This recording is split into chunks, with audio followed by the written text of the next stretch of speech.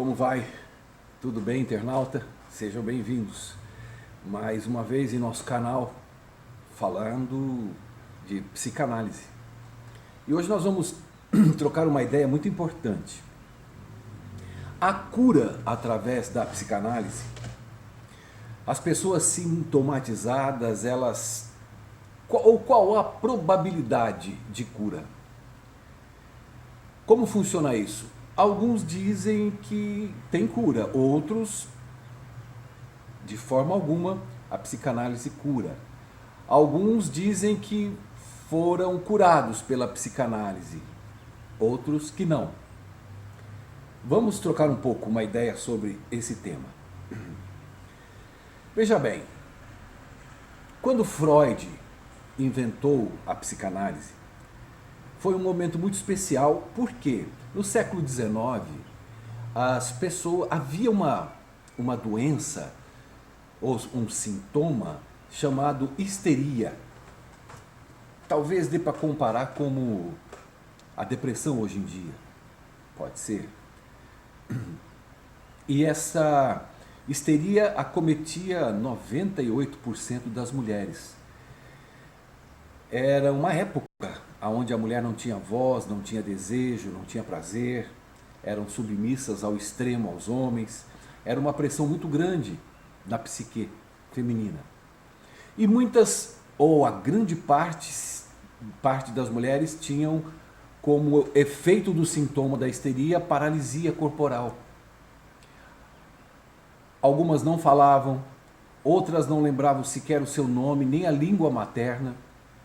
Outras tinham todos os sintomas em um só, dentro da sua histeria. E Freud resolveu buscar um médico, um grande médico, chamado Charcot, na França. E Charcot dava aulas ali. E fazia um espetáculo em cima da histeria. O que ele fazia? Então, os estudantes, estagiários, como Freud, acompanhavam Charcot trabalhando com uma histérica. Então, ele pegava uma pessoa boa e pegava a histérica numa cadeira de roda. O que ele fazia? Ele hipnotizava os dois. E no efeito da hipnose, ele fazia com que a histérica, que estava toda paralisada, se levantasse, ficasse boa, ela caminhava naturalmente entre os espectadores e pegava a pessoa masculina, normalmente, e introduzia a histeria nele. E ele perdia as forças, ficava paralisado, e era colocado na cadeira de roda. Isso impressionou muito a medicina na época.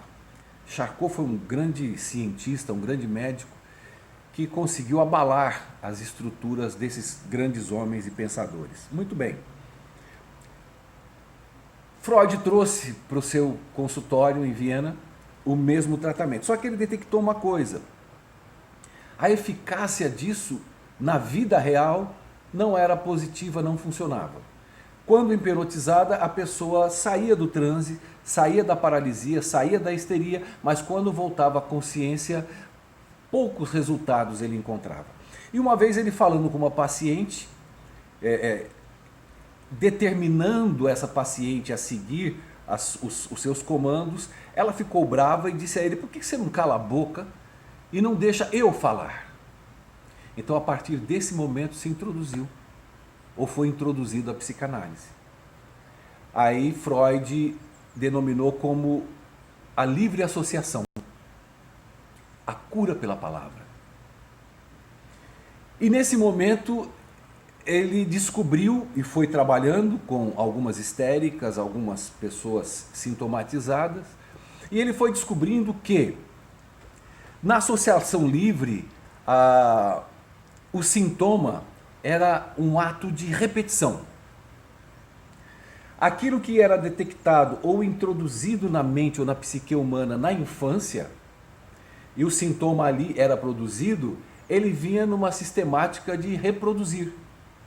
Então, o trabalho da livre associação é voltar a esse encontro do trauma, dos traumas, e o paciente ressignificar aquilo que foi descoberto.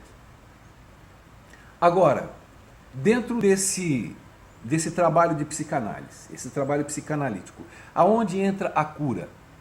A cura em si, ela é a palavra curare, é a palavra de cuidado, de fazer com que a pessoa estivesse sob os cuidados de um tratamento.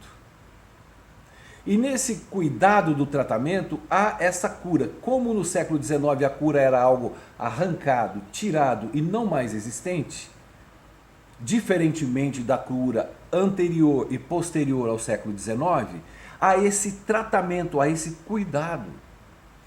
Normalmente os sintomas encontrado, avaliado e transformado e ressignificado,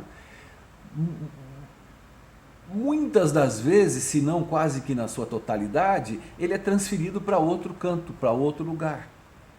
Outros sintomas são parelhados a ele. Então a psicanálise ela tem que estar sempre trabalhando, ela tem que estar sempre ressignificando as pessoas. Então, internauta querido, a gente de alguma forma quis deixar aqui para você a base de um trabalho iniciado por Freud e depois desenvolvido por tantos outros psicanalistas como Lacan, Klein, a própria filha de Freud, não é? E é o que eu sempre digo, né? Eu não acredito que exista psicanálise, mas psicanalistas. Porque é o profissional com a alma significante é que irá ser feito um bom trabalho. Tá bom? Espero que você tenha gostado e estaremos nos próximos vídeos com mais dicas de psicanálise para você se conhecer um pouco mais e entender um pouco mais o significado e o trabalho da psicanálise na sua vida. Fica com Deus, até já, um forte abraço, te vejo em seguida. Tchau, tchau.